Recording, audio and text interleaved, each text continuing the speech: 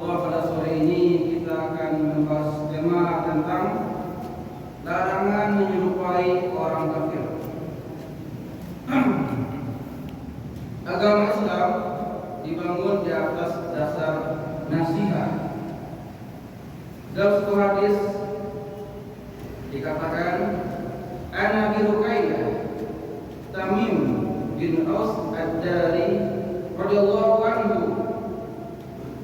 dari Abu Ruqayyah Tamim bin Aus Ad-Dari, dia mengatakan, anna Nabiyya sallallahu alaihi wasallam qala, bahwasanya Nabi sallallahu alaihi wasallam bersabda, ad-din an-nasihah, agama adalah nasihat.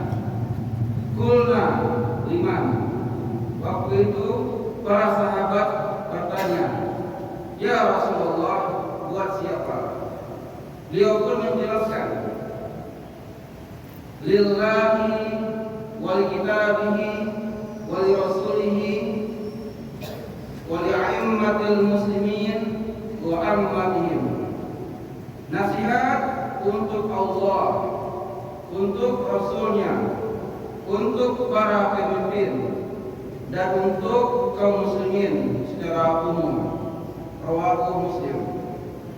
Makna nasihat adalah sebagaimana Al-Khattabi menjelaskan, an-nasihat kalimatun yu'abbaru an jumlatin hiya iradatul khairi lil mansuhi lahu.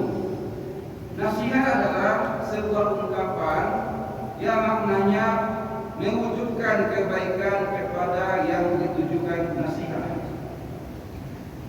Dan Islam melarang umatnya dari meniru gaya hidup orang-orang kafir. Dalam sebuah hadis dari Abdullah bin Amr radhiyallahu anhu, Rasulullah sallallahu alaihi wasallam bersabda, laisa minna man tashabbaha bi ghairina, bukan termasuk golongan kami siapa yang meniru selain kami. Rawahu Tirmizi. Dalam hadis lain disebutkan, man tashabbaha bi qaumin fahuwa minhum, siapa saja yang menyerupai sebuah kaum, ia golongan dari mereka. Nah, menyerupai orang-orang kafir meliputi, pertama, meniru mereka dalam masalah akidah, dalam masalah ibadah, dalam masalah tradisi atau budaya, juga termasuk politik mereka.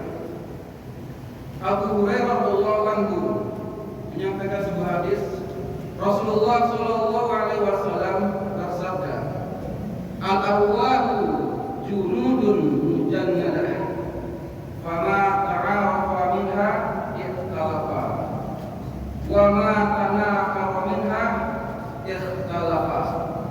Artinya, roh-roh itu bagaikan tentara atau prajurit. Jika mereka saling mengenal, mereka akan kompak dan bersatu. Tetapi jika mereka tak saling mengenal, maka mereka akan berselisih.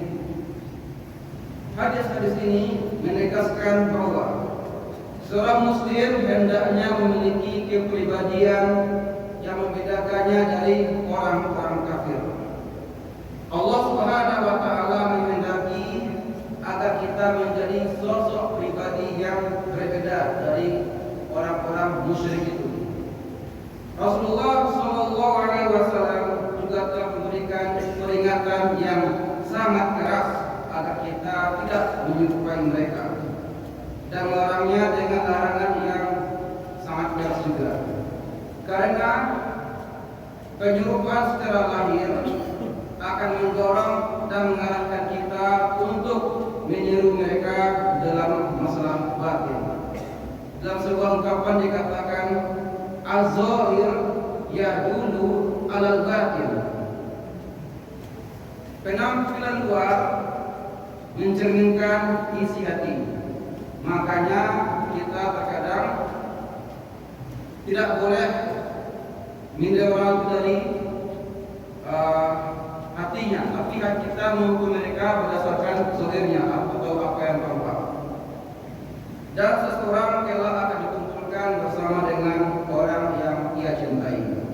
Jika ia mencintai orang-orang kafir, maka kelak ia akan dikumpulkan bersama dengan mereka. Sebaliknya, jika ia mencintai orang-orang soleh, meskipun amalannya sedikit, insya Allah ia juga akan dikumpulkan bersama mereka.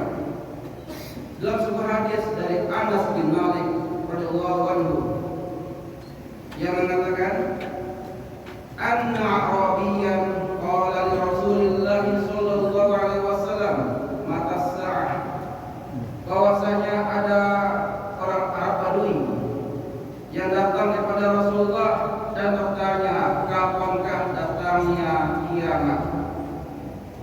Qala lahu Rasulullah sallallahu alaihi wasallam, maka Rasulullah pun menjelaskan dan bertanya kepada orang itu. Kata beliau, ma'adatta laha, apa yang telah dipersiapkan untuk hari kiamat? Qala, ia pun menjelaskan, hubballah wa rasulihi, yang aku siapkan adalah aku mencintai Allah dan Rasulnya. Qala, maka beliau pun bersabda, al-mar'u ma'aman hab, seseorang kelak akan dikumpulkan bersama dengan orang-orang yang ia cintai. Kemudian dalam hadis lain dari Abdullah bin Mas'ud radhiyallahu anhu yang mengatakan, ja'a rajulun ila Rasulillah sallallahu alaihi wasallam faqala, seorang laki-laki pernah datang menemui Nabi dan dia bertanya, ya Rasulullah, kaifa tara fi rajulin ahabba qauman walamma yalhaq bihim? Katanya, ya Rasulullah, bagaimana pendapat engkau tentang seseorang yang mencintai sebuah kaum akan tetapi tidak bertemu dengan mereka, mungkin karena masanya sangat jauh. Maka beliau pun menjelaskan, al-mar'u ma'aman hab, seseorang akan dikumpulkan bersama dengan orang-orang yang ia cintai. Amin. Rawahu Bukhari wa Muslim. Hadis-hadis ini menegaskan bahwa cinta karena Allah dan benci karena Allah merupakan ikatan iman yang paling kuat. Orang mukmin diperintahkan agar ia mencintai orang-orang mukmin dan membenci orang-orang kafir. Hal ini dijelaskan dalam banyak kitab, terutama dalam masalah akidah, yaitu bab al-wala wal bara. Ma'asyiral muslimin wal muslimat rahimakumullah. Kesimpulannya adalah yang pertama, haramnya menyerupai orang-orang kafir, baik itu akidah mereka, ibadah mereka, budaya mereka, termasuk gaya politik mereka. Yang kedua, perbuatan ini merupakan salah satu dosa besar, karena terkadang menyerupai mereka dalam masalah penampilan atau lahiriah akan mendorong mencintai mereka dalam masalah akidah. Yang ketiga, termasuk juga adalah menyerupai mereka dalam masalah pakaian, kebiasaan, tradisi, dan sebagainya. Yang keempat, keutamaan mencintai orang-orang soleh dan bahwasanya ia merupakan penyebab seseorang masuk ke surga walaupun amalannya sedikit. Yang kelima, bahaya mencintai orang-orang kafir dan musyrik. Dan terakhir, barang siapa yang mencintai suatu kaum, kelak ia akan dikumpulkan bersama mereka. Demikianlah, semoga bermanfaat. Wassalamualaikum warahmatullahi wabarakatuh. Waalaikumsalam.